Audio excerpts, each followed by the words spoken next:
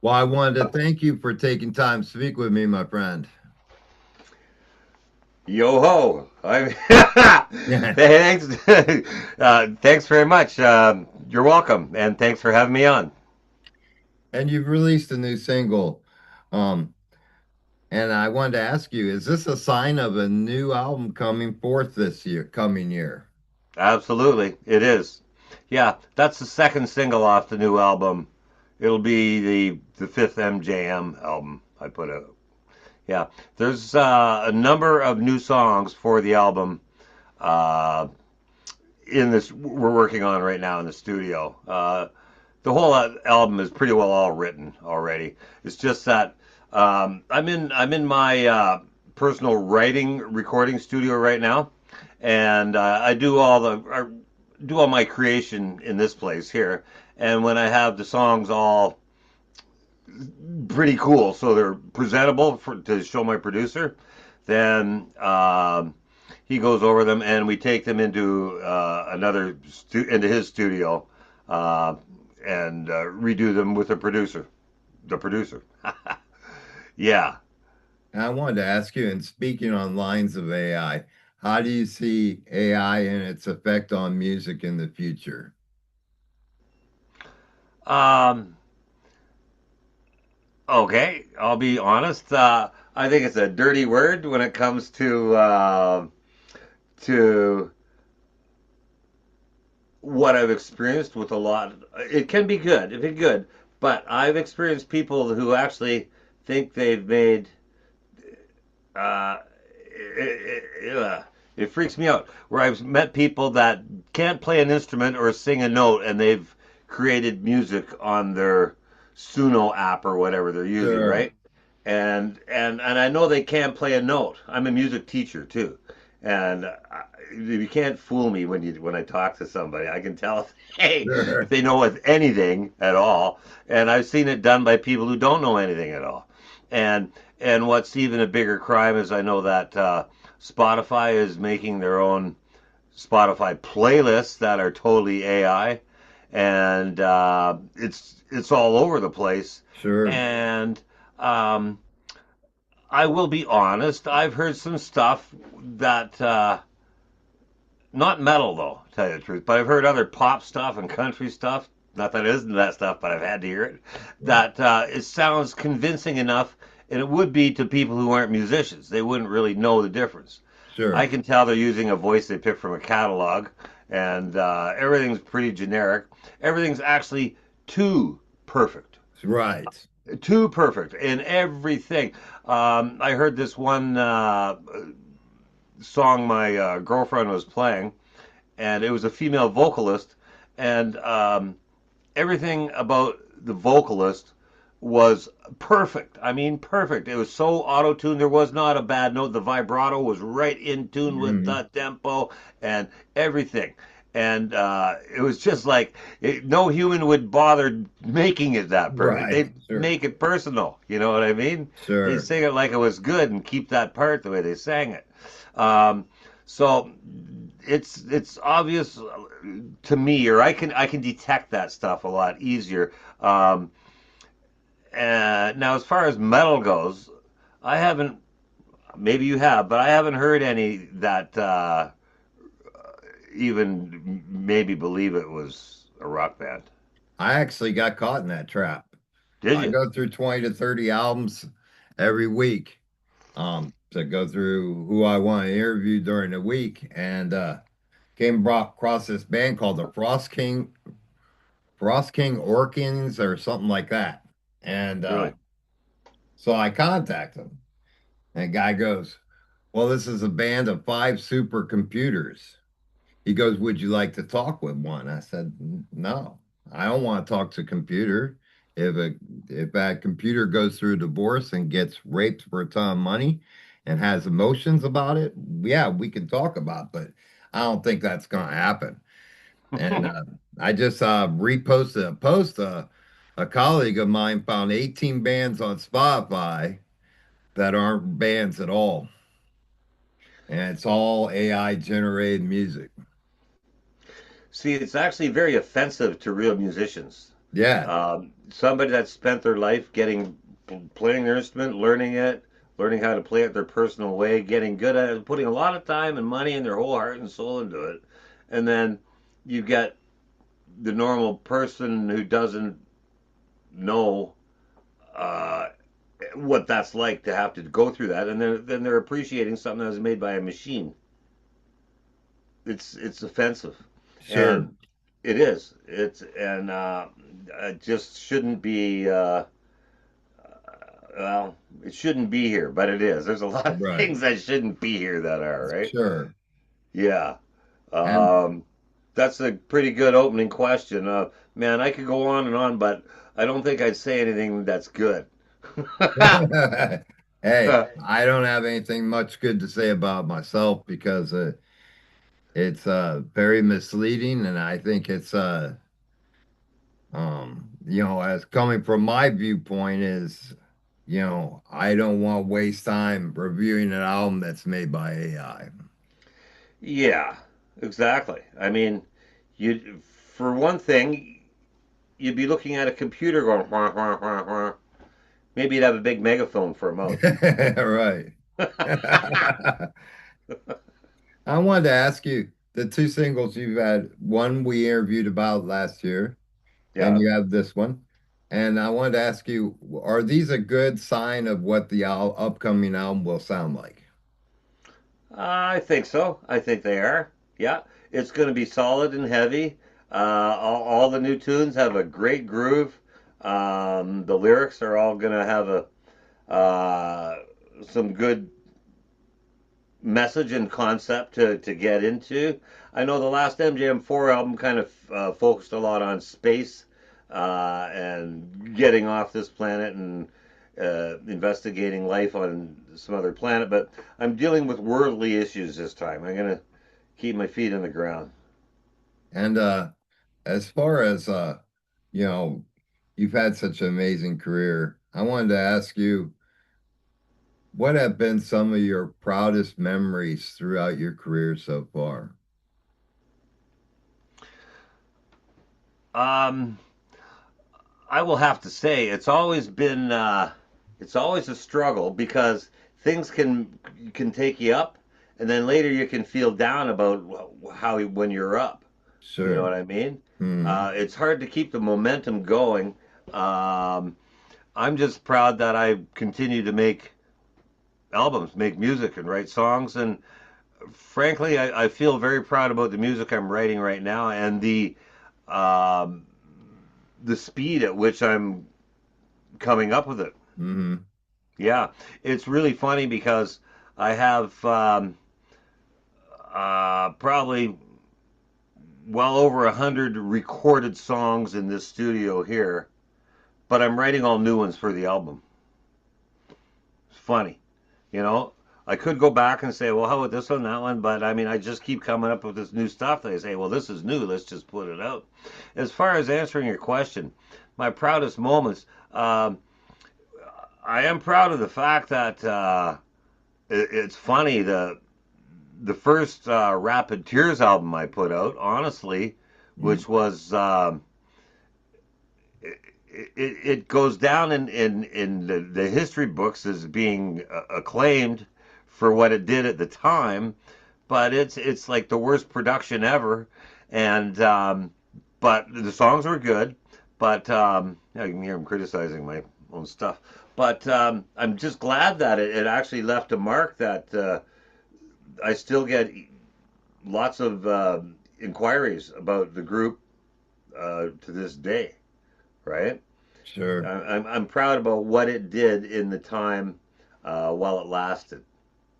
And as a great guitarist, I wanted to ask you, we lost Ace Frehley this year. Were there any points during your career that Ace really struck you and helped you with your style? Yeah, I just wanted to say that to you and everybody watching. You just made me cry about thinking about Ace. He was one of my favorites. Okay, because of how cool he was, how great his riffs were. Right? He wasn't Yngwie Malmsteen. He wasn't a Steve Vai. He didn't mean to be, but he made well what he did for those Kiss songs. He made Right. them like worth $1 million. Like Sure. just like his leads were just so cool. They're even though they're basic guitar playing, but they were so cool. And he taught a lot. He taught me a lot about how to play guitar. He taught a lot of guitarists about what feeling and soul is in a guitar player. I saw this one little interview. I don't know if it was a fake story or whatever, but it was about Ace Frehley walking into a club in uh, in Hollywood, and Van Halen were playing, Mm, and it's when Van Halen were just starting to set the world on fire, but they were still in the club.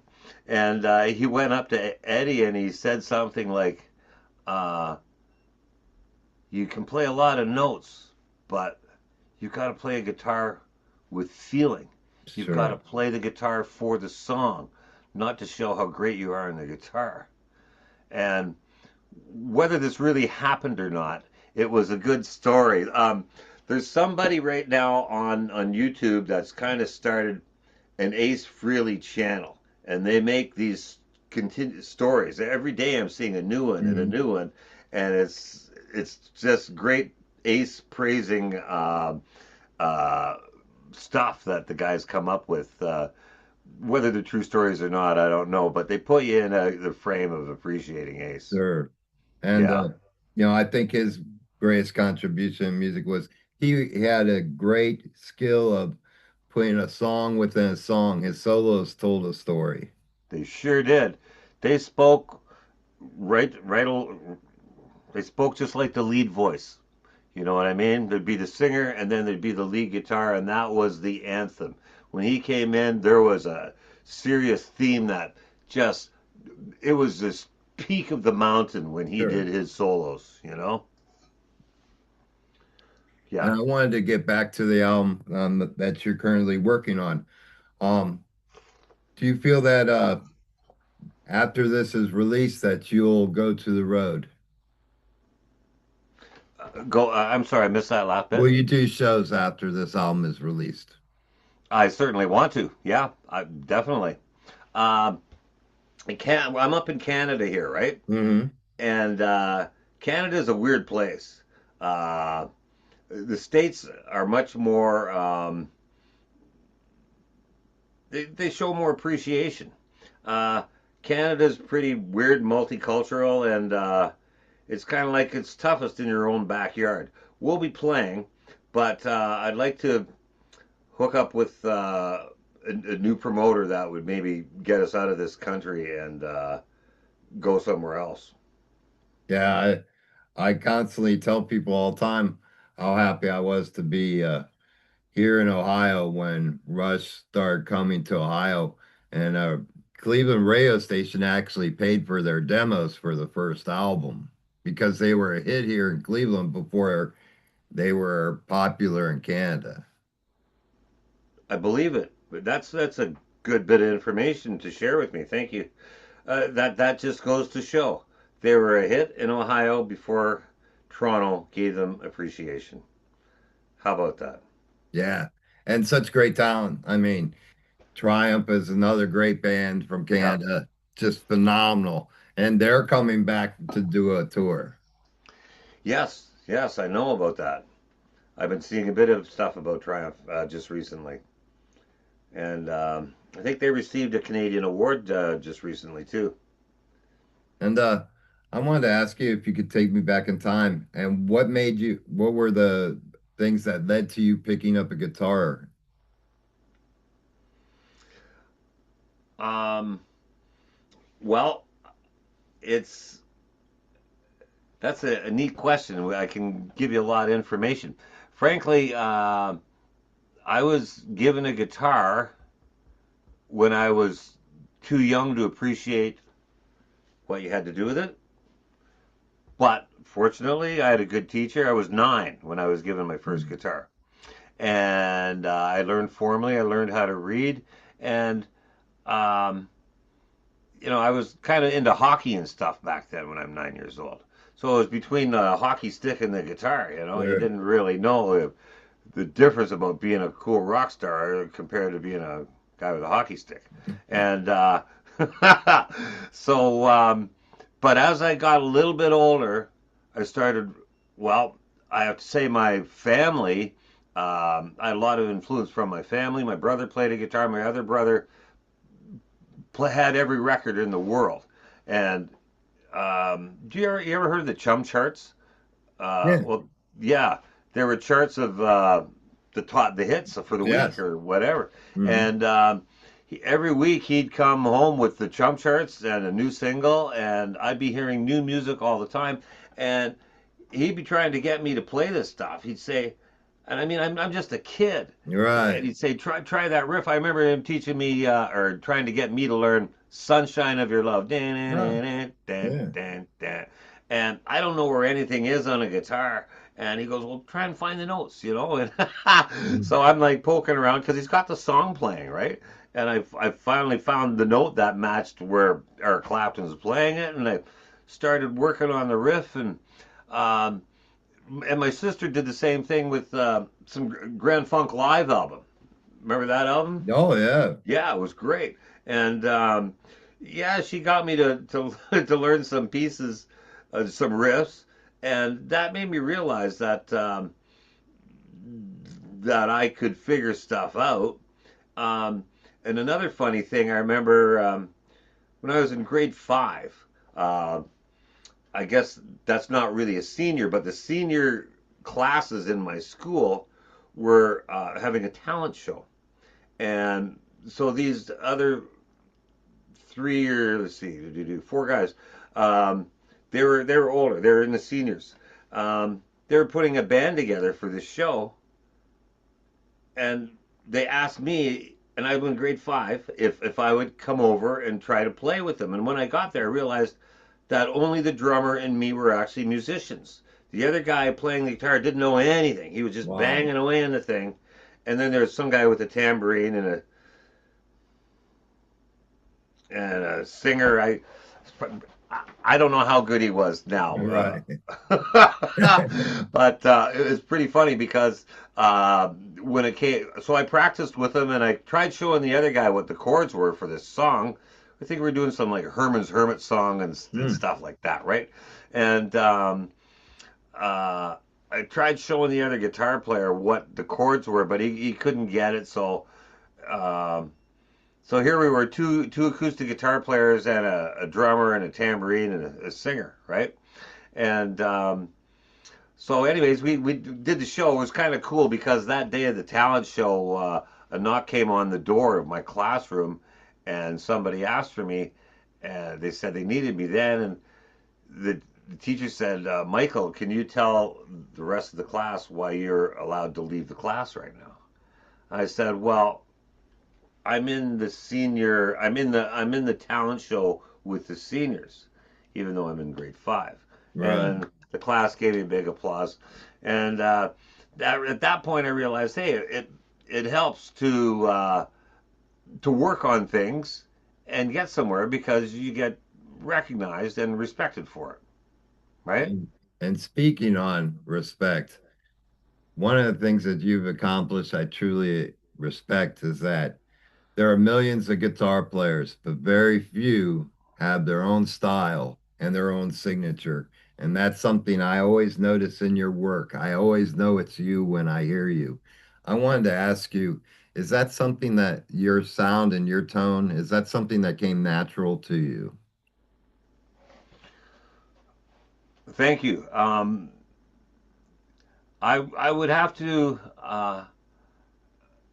I would contribute it to the guitar players that influenced me, and there's a lot of them, but I have some main ones that really stand out, and you may be surprised. Like actually, the guitar player that influenced me more than anybody was actually Johnny Winter. Oh, wow. Okay. Okay, and I Yeah. know I don't play like Johnny or sound like Johnny Winter, but when I was a kid listening to him, I wanted to play and sound like Johnny Winter, Sure. right? Right. he was great. And so, like, when I listened to his stuff, I was going like, "Wow, man, that guy is so good." And I really tried to do it. And I spent a lot of my time when I was in school, skipping school to play my guitar, um, trying to figure out Johnny Winter riffs, right? Mm, Yeah.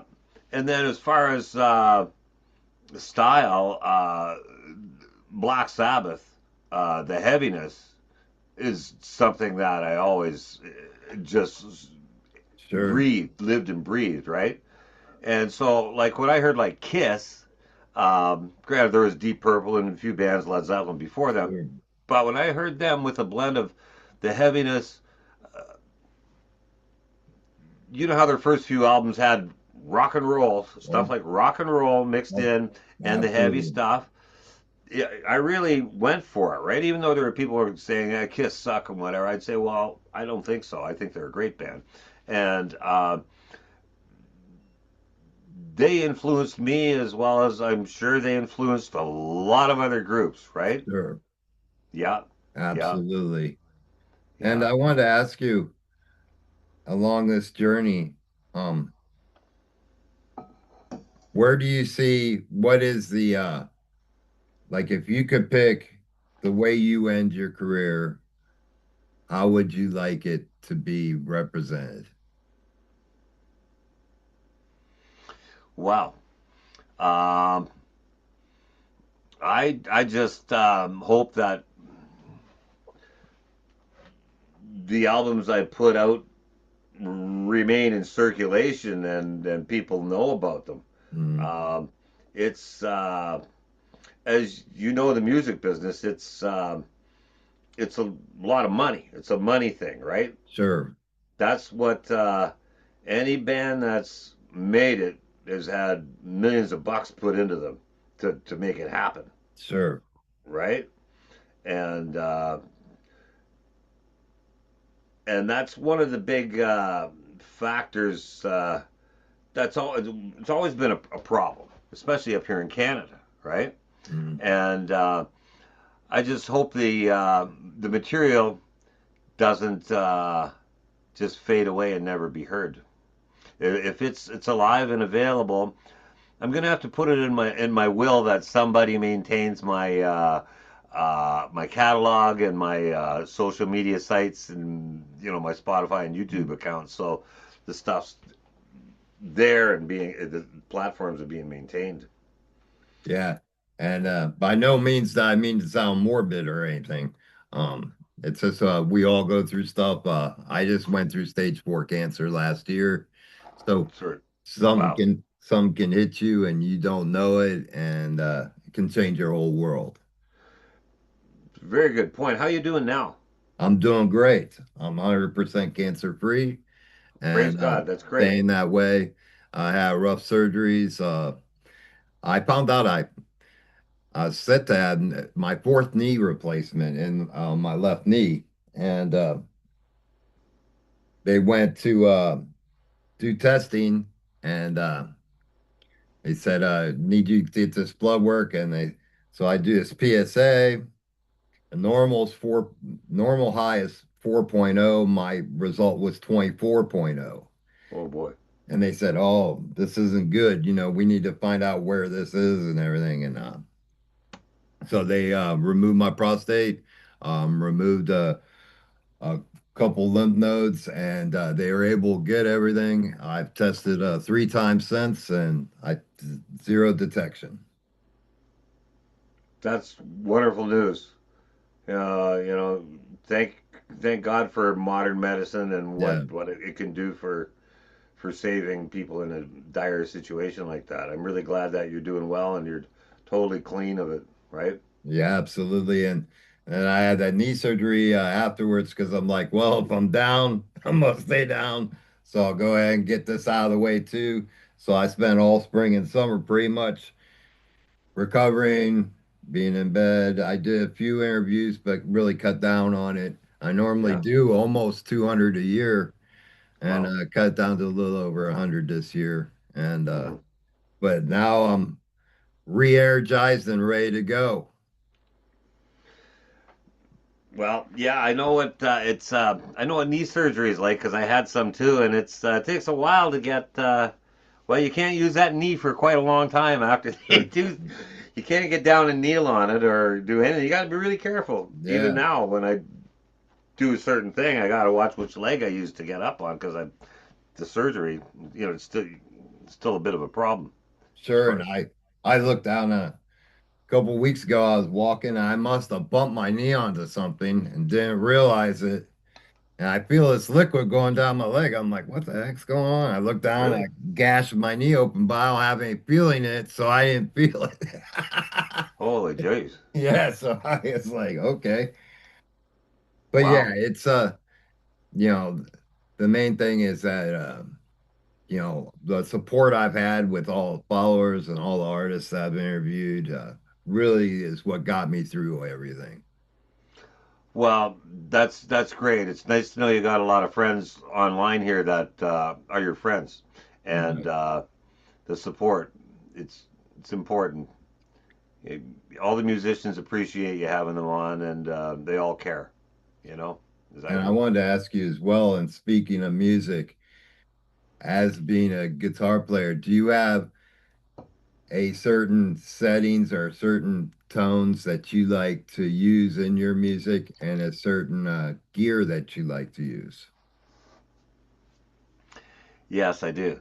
Um, there's nothing like the real Marshall tones. Mm, Um, I like uh, genuine guitar sounds. Example.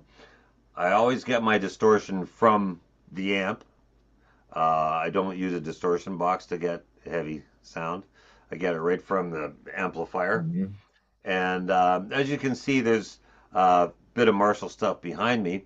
Um, Absolutely. the head that you're looking at the top there, that's 1972 Marshall Super Lead 100, and Wow. it's full of grind. It's actually got four speaker outputs on the back. Wow. Yeah, no kidding. and uh, it rocks. And then beside it, that's there's a Marshall JPM. Sorry, there's one over here too. JMP1.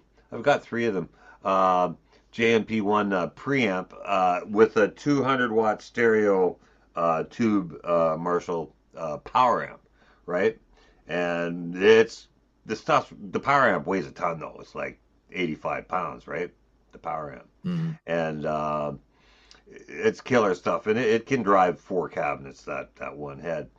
And I also recently bought, well, a couple years ago now, one of the new JVM, the newest head.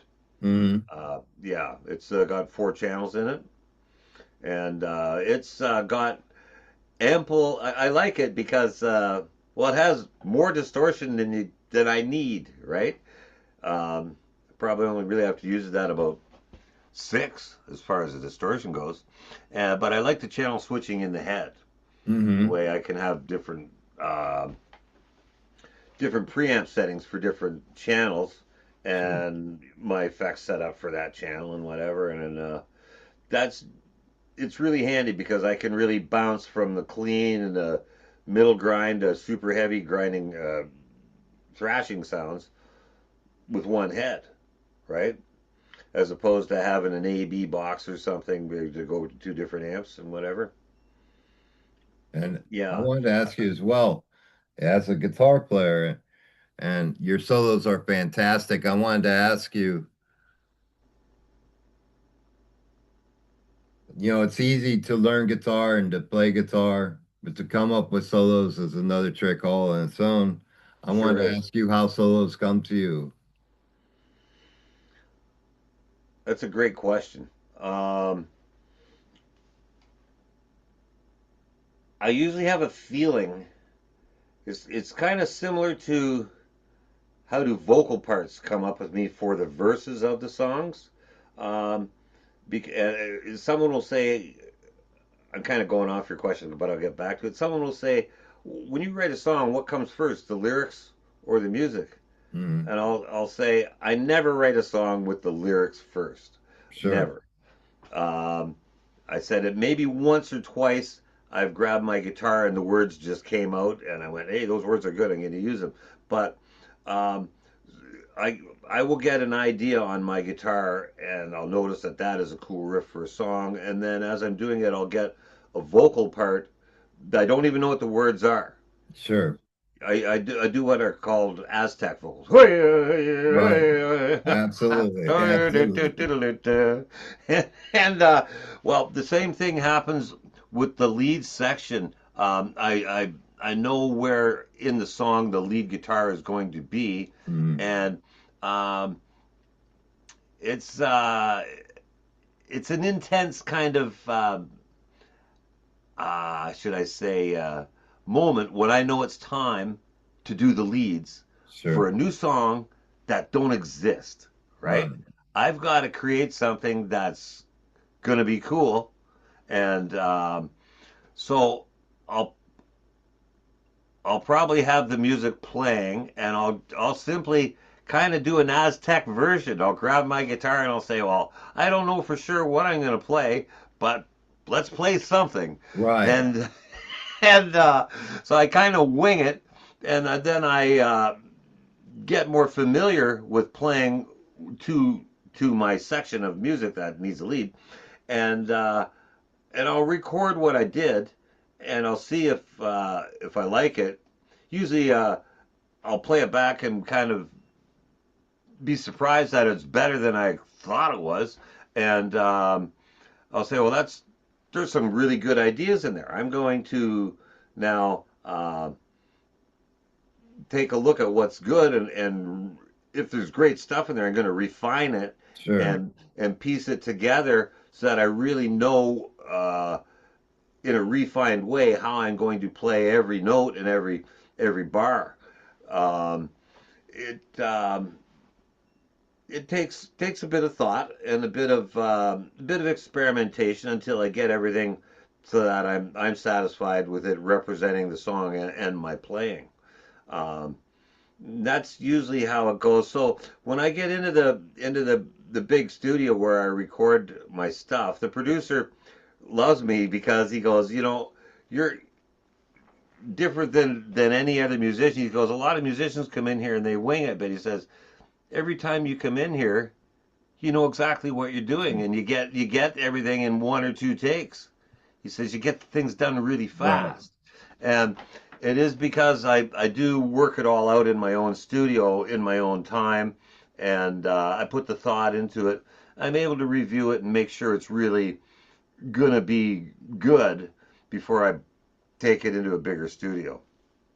And I wanted to ask you upon release, the best way to get a hold of the upcoming album and the rest of your material and any merchandise that you have? Well, the website, my brand is MJM Rocks. Okay, so if you go to mjmrocks.com, that's our website, and you'll find that MJM Rocks is Instagram, it's the Facebook, and geez, Spotify doesn't let you create custom handles like that, so Sure. it's something like hula hula with a bunch of. So yeah, you have to look up MJM on Spotify, and but our website, mjmrocks.com, will announce when the new album's out, and we're probably going to be releasing a few more singles along the way because even though things are going pretty quick, I don't want to keep a, make too much of a void between the Sure. last single and the next Absolutely. new song comes out, and it's a little more common nowadays. It's a singles economy, which is a weird term that never used to exist. Right. Uh, I've always been a strong upholder in the concept of the album, Right. and the album always matters, in my opinion. That because that's the state of the artist. That the album is the artist's presentation to the world. It's like Absolutely. writing a book. It's not like saying here's a chapter. You know what I mean? Yeah. So We'll put a few songs out, and then we'll hold off on probably half of the album until the whole thing is ready, and then put it out. And there will be there will be notifications on YouTube and the website. That's mjmrocks.com, and same for YouTube. It's the same address, and yeah, you can use that basically anywhere just to search this up. So the social media should tell everybody where to go, and you can get merch and everything on the website too. Well, I wanted to take a moment to thank you for speaking with me today. It's always a pleasure speaking to you with my friend. You too, Robert. It's a great day to be talking with each other. Yeah. Last day of the year. Yes. And we have a great one that lies ahead of us. We do, we do. Yeah, there's a lot of things going on in this world, and we got to fight for the good of everything. Absolutely. You enjoy your rest of your evening, my friend. And I look forward to talking to you when the album comes out. Okay, I'll be sure that you know when the album comes out, and I'll send you some new songs when they're ready. I appreciate it, my friend. Thank you again. You have a great rest of your day. Thanks very much, and Happy New Year's to you, Robert, at Happy New Rock Year's, D. my friend. Cheers, Cheers. brother. Thank you.